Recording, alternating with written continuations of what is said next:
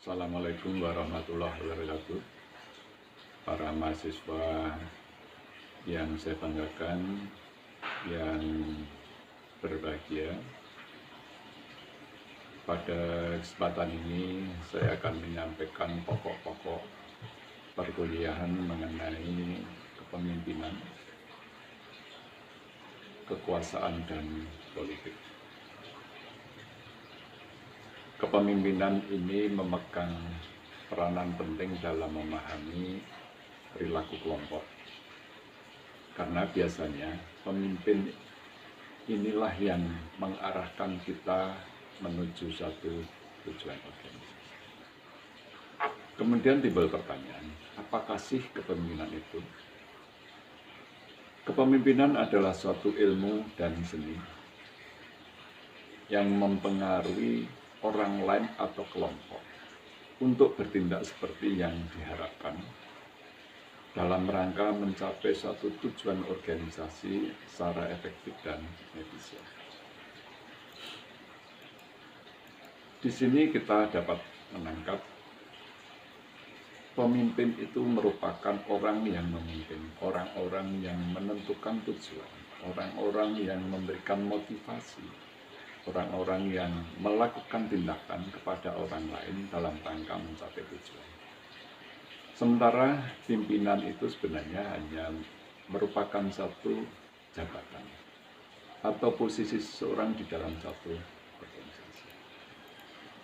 Para mahasiswa yang berbahagia, saya juga perlu menyampaikan bahwa ada beberapa ciri pemimpin yang efektif. Ciri pemimpin yang efektif, satu, pemimpin yang mampu memberikan arahan dan arti bagi orang-orang yang dipimpin. Kemudian yang kedua, pemimpin yang mampu menumbuhkan kepercayaan. Selanjutnya, yaitu pemimpin yang mampu mendorong tindakan dari bawahan, dari individu-individu atau kelompok dalam organisasi sekaligus dalam rangka pengambilan risiko. Ciri pemimpin yang efektif yang keempat yaitu pemimpin yang mampu memberikan harapan, baik kepada orang per orang maupun kelompok dalam satu organisasi. Perlu dalam kesempatan ini juga saya sampaikan adanya satu perbedaan antara pemimpin dan manajer. Para mahasiswa yang berbahagia, manajer itu mempunyai kegiatan yang lebih luas dibandingkan dengan pemimpin. Para manajer melakukan satu asesmen, melakukan satu kewenangan dan tanggung jawab untuk menggunakan semua unsur-unsur manajemen agar fungsi manajemen ini dapat berjalan dengan efektif dan efisien. Bagaimana kita ketahui bahwa unsur-unsur manajemen ini terdiri dari perencanaan, pengorganisasian, kemudian pelaksanaan, dan pengawasan atau planning, organizing, evaluating, dan controlling. Sementara kepemimpinan itu hanya merupakan salah satu fungsi dari manajemen, yaitu directing atau evaluating, pelaksanaannya. Para mahasiswa yang berbahagia, bagaimana kita ketahui dalam berbagai literatur, dalam berbagai buku-buku, kita sering mendapatkan banyak teori kepemimpinan. Beberapa di antaranya adalah teori sifat, ada teori perilaku, dan teori situasional atau kontingensi. Mengenai teori sifat, teori sifat ini dilakukan satu bahasan sekitar tahun 1940-1950 dengan memusatkan perhatian pada sifat-sifat dari pemimpin. Fokus daripada teori sifat ini adalah pada kualitas dan karakter personal. Titik tolak dari teori sifat adalah keberhasilan seseorang pemimpin ini ditentukan oleh sifat kepribadian baik secara fisik maupun psikologis. Teori sifat ini biasanya merupakan satu bawaan dari lahir. Keefektifan pemimpin ditentukan oleh sifat, perangai, dan ciri-ciri kepribadian bukan saja bersumber dari bakat, tapi juga dari pengalaman dan hasil belajar. Kemudian yang berikutnya mengenai teori perilaku. Teori perilaku ini memusatkan perhatiannya pada perilaku pemimpin tentang apa yang diperbuat dan bagaimana melakukannya. Teori perilaku memusatkan perhatian pada efektivitas pemimpin, bukan pada penampilan daripada pemimpin tersebut. Keberhasilan seorang pemimpin sangat tergantung pada perilakunya dalam melaksanakan fungsi-fungsi pemimpinan. Model teori kontingensi ini menyatakan bahwa kinerja kelompok yang efektif akan bergantung pada kecocokan yang tepat antara gaya kepemimpinan dan seberapa besar situasi ini memberikan kendali dan pengaruh terhadap pimpinan. Para mahasiswa yang berbahagia, ada beberapa gaya kepemimpinan. Salah satunya adalah gaya kepemimpinan karismatik.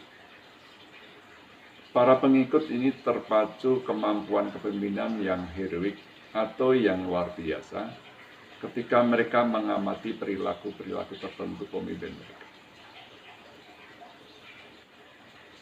Kemudian ada juga gaya kepemimpinan transformatif. Gaya kepemimpinan transformasional. Pemimpin transformasional ini mencurahkan perhatian pada hal-hal dan kebutuhan pengembangan masing-masing pengikut. Pemimpin transformasional mengubah kesadaran para pengikut akan persoalan-persoalan dengan cara membantu mereka memandang masalah lama dengan cara-cara baru. Dan mereka mampu menggairahkan, membangkitkan, dan mengilhami para pengikut ini untuk mengeluarkan upaya ekstra demi mencapai sasaran organisasi. Kemudian ada gaya kepemimpinan yang transaksional. Kepemimpinan ini membantu bawahannya mengidentifikasi apa yang harus dilakukan untuk mencapai tujuan yang diinginkan. Para mahasiswa yang berbahagia, selanjutnya akan saya sampaikan mengenai pengertian kekuasaan. Kekuasaan adalah kemampuan untuk menyuruh seseorang untuk melakukan sesuatu dalam cara sesuai dengan apa yang diinginkan. Atau dengan kata lain, kemampuan untuk mempengaruhi.